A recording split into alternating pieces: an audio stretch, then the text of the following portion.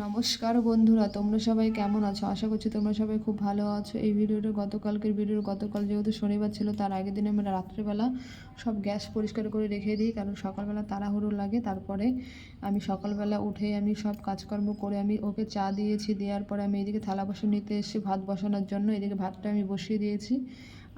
গতকাল ছিল শনিবার, তার জন্য হলো সেই দিন যেহেতু নিরামিষ খাওয়া হয়, ওর জন্য এই যে পনির রান্না হবে। পনিরটা মেয়ের হাতে রয়েছে। পনিরটা আমি বললাম দিতে, দিয়ে চলে গেল। বললাম জল খাবো, জল নিয়ে আসো। তো জলের বোতলটা নিয়ে আসতে যাচ্ছে, এই যে আমার কাছে এনে দেবে। এই যে আমাকে দিল কত সুন্দরভাবে।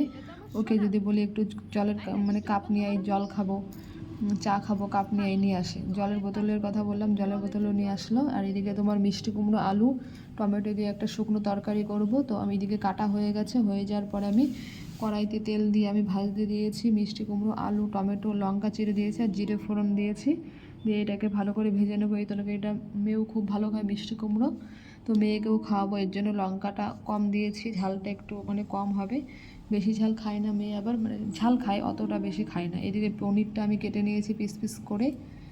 তারপর পনিরটা ভেজে নেব। ভেজে নিয়ে আমি ওই পনিরের এই তরকারিটা হলে পনিরের তরকারিটা বসিয়ে দেবো। ততক্ষণে আমি মেয়ের সঙ্গে খেলতে থাকি, হতে থাকুক। এর মধ্যে আমি জিরে গুঁড়ো আর ধনে গুঁড়ো দিয়ে আর একটু ভাজা ভাজা করে এর মধ্যে জল দিয়ে আমি শুকনো করে নামিয়ে ফেলবো।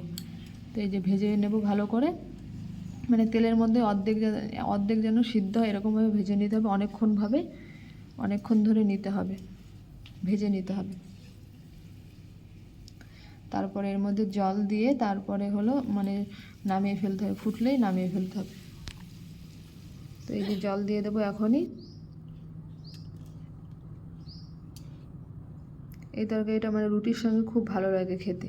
রুটির সঙ্গে সত্যিই খুব ভালো লাগে। এরকম শুকনো তরকারি হলে রুটির সঙ্গে রুটি খেতে খুবই ভালো লাগে।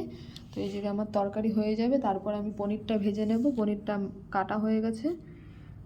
আর পনির ভাজা খুব ভালো খায়। লবণ দেবে একটু, আর হলো হলুদ গুঁড়ো দেবো একটু। পনির ভাজাটা আমার মেয়ে খুব ভালো খায়। এদিকে পনিরটা আমি লাল লাল করে ভেজে নিয়েছি। কে এরকম লাল লাল করে পনির ভেজে রান্না করো, আর কে এমনি ডাইরেক্ট রান্না করো? আমি তো পনিরটা লাল লাল করে ভেজে রান্না করি। সব কিছু আমি ভেজে নিই। এইদিকে পটল আলুও ভেজে নেবো লাল লাল করে, তারপরে আমি রান্না করব। আর রান্না করব তোমার ওল ভাজা করব। এদিকে তোমার হলো মিষ্টি কুমড়ো আলুর তরকারিটা হয়ে গেছে। এইদিকে পনিরটা হলে হয়ে যাবে। এই যে পনির আলুর তরকারি বসিয়ে দিয়েছি। পটল আলু ভেজে নিয়েছি। ভেজে নেওয়ার পরে জিরে গুঁড়ো, ধনে গুঁড়ো দিয়ে ফুটিয়ে নামিয়ে ফেলেছি। এই যে পনিরের তরকারি আমার রেডি। আর এইদিকে তোমার ওল ভাজা করব। এই যে ওল ভাজা এরকমভাবে ভাজা আমি ফার্স্ট খাবো আজকে। তো এই যে ওল ভাজা হয়ে গেছে। তো আজকে রান্নাবান্না এইটুকুনি। আবার